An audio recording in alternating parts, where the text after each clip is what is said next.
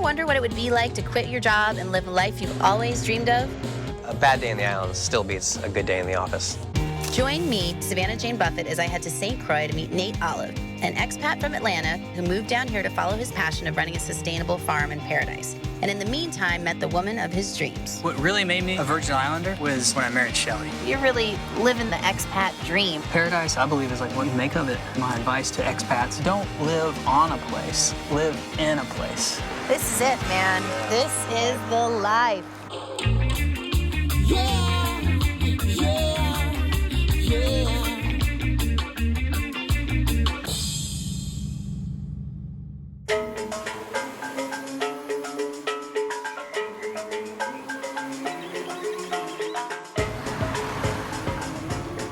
St. Croix, one of the U.S. Virgin Islands, has all the beautiful beaches and resorts you would expect on a tropical island. But it's actually known for its agriculture and has been called the breadbasket of the Caribbean. So we're heading over to the west side to meet up with Nate Olive, a Georgia boy transplant who is the director of the U.S. Virgin Islands Sustainable Farm Institute, aka Ridge to Reef Farm. And he's going to show us his own version of the bountiful, beautiful paradise that is St. Croix.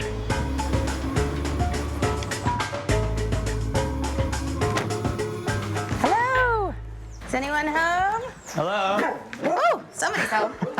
Hi, are you Nate? Savannah, hey, Hi, welcome. how are you? Nice to meet you. Yeah, Good to be here. Yeah, welcome to the farm. Thank you. This is Saba here saying hello. Hi. Very ferocious guard dog. That's you have right. to- Be Very careful. ferocious. Is this the This center is of it we all? call this the community center. This is where we have groups here. We do cooking here. We have these chef dinners here on the back porch. We have classes and everything. This is the harvest table. You know, where we have stuff that we usually send like straight to market or to the chefs. Can I try one?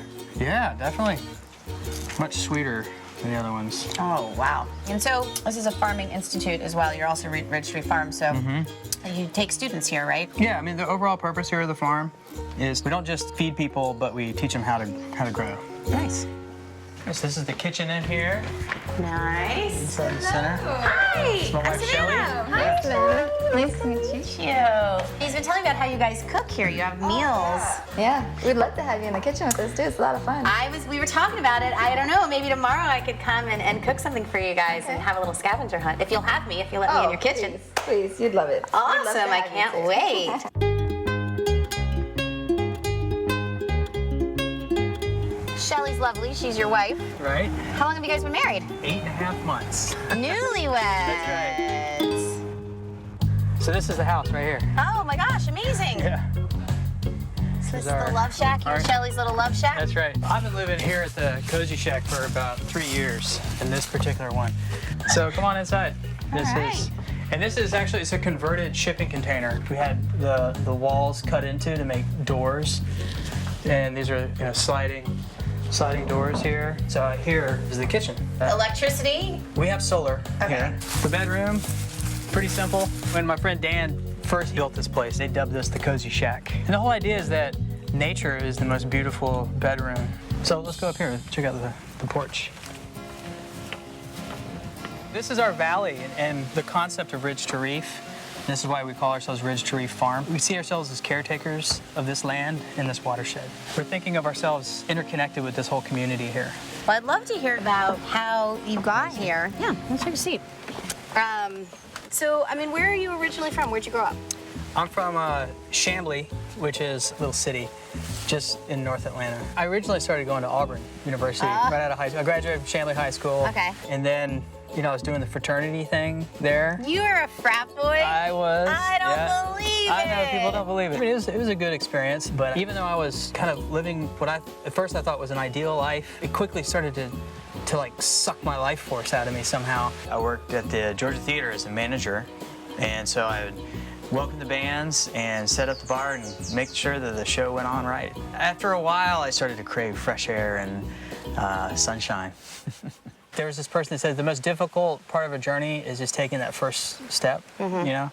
And that happened for me out of the blue kind of because I became good friends with the guy his name's Mike, and we really hit it off. And I got a phone call from a friend from Auburn also who said Mike's been in a terrible car accident and he might die. And so I went and visited him, and You know, we thought he was a goner, but he pulled through. He's a fighter, you know. And Amazing. And after he was rehabilitated, after like a year later, he called me and he was like, you know, life is short, and I've always wanted to hike the Appalachian Trail. After my car accident, I definitely started thinking, I need to do something with my life. So I said, hey, Nate, I want to go take some time off from work and I want to go hike the Appalachian Trail. And as soon as I said it, Nate looks at me, he's like, you know, man, I've been thinking about the same thing. So we both knew right then, okay, this is destiny, if you will. This is something we need to do. When I hiked it, it was 2,168.1 miles. And I got to a point, and I didn't do this intentionally, I was just hiking, but all of a sudden I realized I started to change. Like, my body was changing, my mind was changing, I started to sense things I couldn't sense before, and I started to kind of like discover myself. When I finished the trail, what I realized is that the journey had just begun. That was for sure. A lot of people, I think, when they finished, they were kind of craving the life before. And when I got there, I just craved nature and yearned to be back into nature as soon as I got back to Atlanta. Right before I started hiking the trail, I met somebody who was born in St. Croix. And it was one of those things like, hey, I think we should go down to the winter to, okay, like, let me think about it, okay, you know. And that was just to get me here. When I first came to St. Croix, oh man, I thought it was beautiful, just totally gorgeous. My good friend from home, her name's Sarah Danforth, she and her partner had just moved down here with some other people, some of the people that I knew too, and they were all about to start this big farm project here. And so I came up and saw the land before the things were built here, and that's how I got on the farm. That's how you got here. When he first left to go to the island, he didn't leave here and say, okay, I'm gonna move to St. Croix. But once he was there, he just fell in love with the people and the warmness and the color, and I can't tell you how happy that makes me to see a son love what he's doing. So, Pi, what do you think? You want some bananas? Green bananas. Hey, banana man. Can you guys help me hang that right there, that rope right there?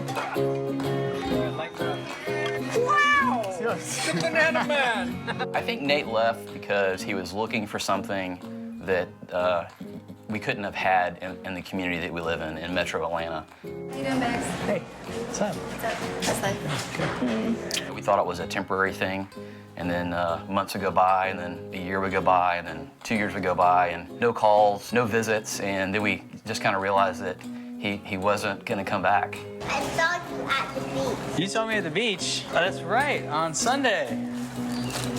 We played volleyball. Honestly, I've thought about what it would be like to live abroad. Coming off the Appalachian Trail, I actually went back to the company I was working for before I had left. I hadn't sat in traffic in 6 months. I hadn't worked, obviously, in 6 months. So for me personally, it was kind of a rude awakening. It's got to be very cathartic, I would assume, waking up every day in the Caribbean, right?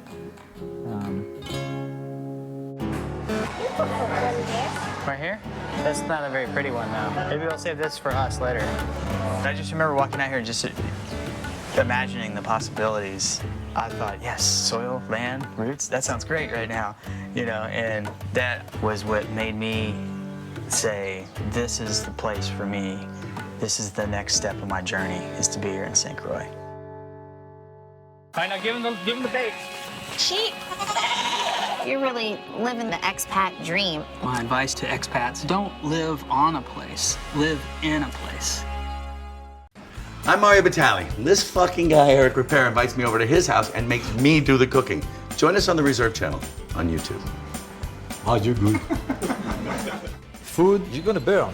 I'm not gonna burn. We're standing right here. There's two of us making one dish. Same. How many times do you go to the White House? I've been there 4 or 5 times. Fortune. Even at a top dollar, you make much more money in a trattoria than you do in a fancy restaurant. My guest, Mario Batali. The man, the brand, and of course the chef. It's all on the table.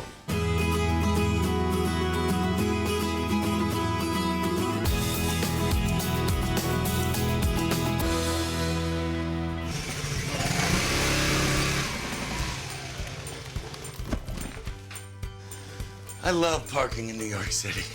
The king of chefs. The chef of kings. What's up, buddy? What did you bring over? I brought some groceries. I was told we were making lunch together. The dish that we're making is called 2-minute calamari, Sicilian lifeguard style. By the time the calamari gets into the game, it'll only take 2 minutes. Okay. Now, I never met a Sicilian lifeguard, but this is how I imagine he or she might make it. So that's the way you make the tomato sauce. Yeah, you squeeze them because you still want little pieces. You're cranking it up to 11. If you want to go back to 9, No, I like 11. I like 11. Hey, listen. I like high heat. I really like the calamari, the way he cooked it at the end. Cheers. The Italian toast is chin-chin, and the toast is, you can build it as high as you want, Okay. but you build it from our dirt. Cheers. Cheers.